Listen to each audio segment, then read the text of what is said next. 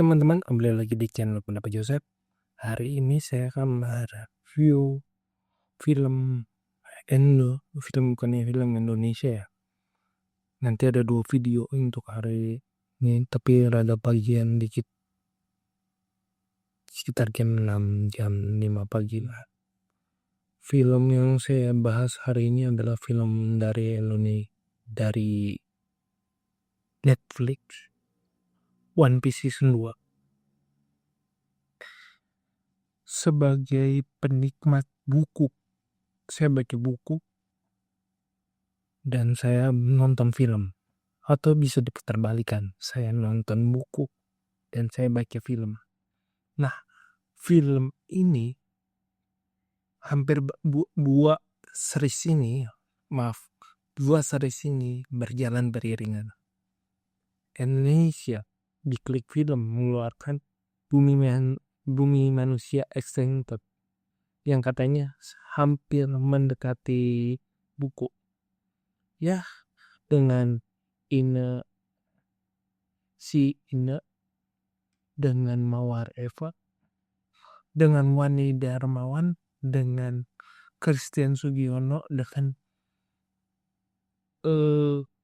pendekatan yang bahwasanya mingkanya gagal dieksekusi oleh Iqbal Ramadan,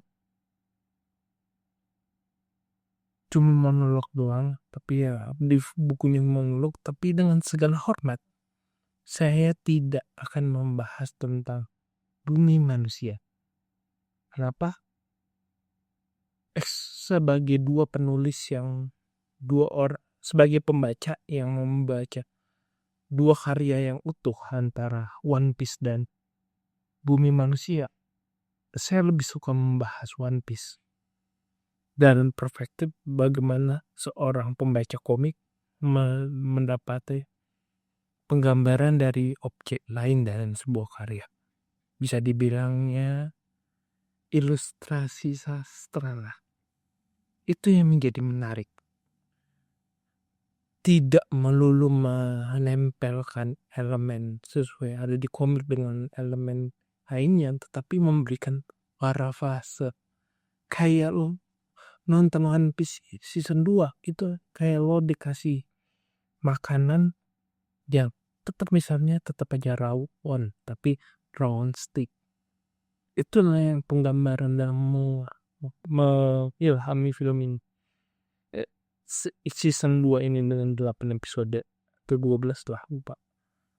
Lo bisa memahami dalamnya hubungan Nefertari Vivi, di mana dia orang yang normal-normal aja tetapi punya beban sebagai putri sebuah kerajaan besar dan cukup tua, ditambah lo harus mencari orang yang bisa menyelamatkan negeri lo, tapi yang nyelamatin negeri lo itu adalah orang-orang yang gak punya alasan untuk berpikir realistis.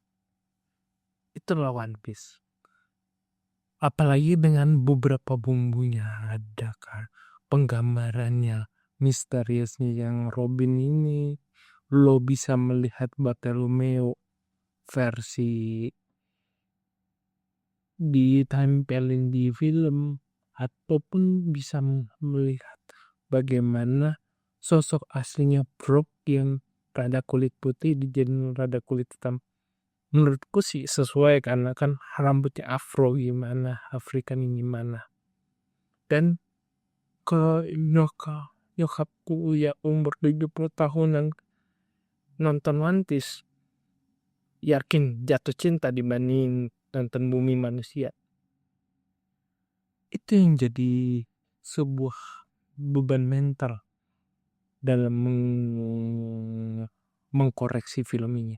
Hampir ya sedikit lah perbedaan antara menyenangkan baca buku dan menyenangkan nonton film ini. Meskipun ya penyandung buku pasti ada nemuin ketidaksinkronnya, walaupun menurut beberapa pendekatan dan bagaimana ada ruang antara menulis sebuah kisah dengan mengilustrasikan sebuah kisah, itu ada sebuah perbedaan yang mencolok. Kalau anak sastra pasti ada bisa ikut menjelaskan di bawah. Itu yang menjadi sebuah volume dalam film ini.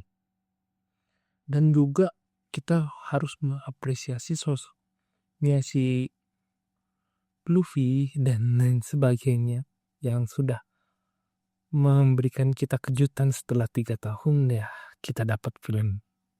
Dan itu sangat menyenangkan. Bagaimana lo bisa mendapatkan film penggambaran Amerika menggambarkan kisah Jepang, tapi lo bisa mendapat sebuah Tuhan. Karena dulu Dragon Ball juga multikultural tapi nggak sampai.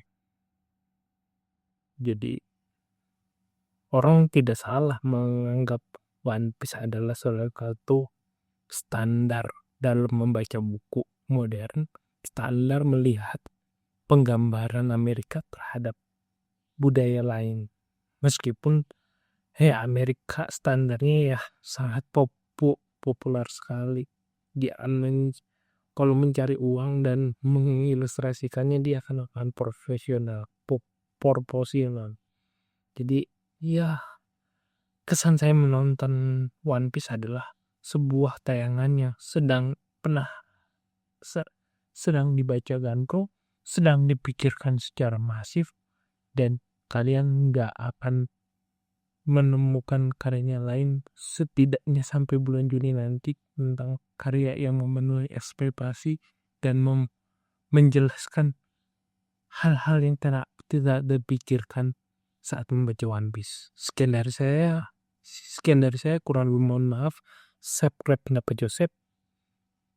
Jika ada kritik saran tulis komentar. Jika ada pilihan berinvestasi silakan klik misalnya di deskripsi Joseph dong. Kita ganti. Dan sampai jumpa di video selanjutnya. Ada cerita dan preview Pro Malone Bologna. Terima kasih. Sampai jumpa.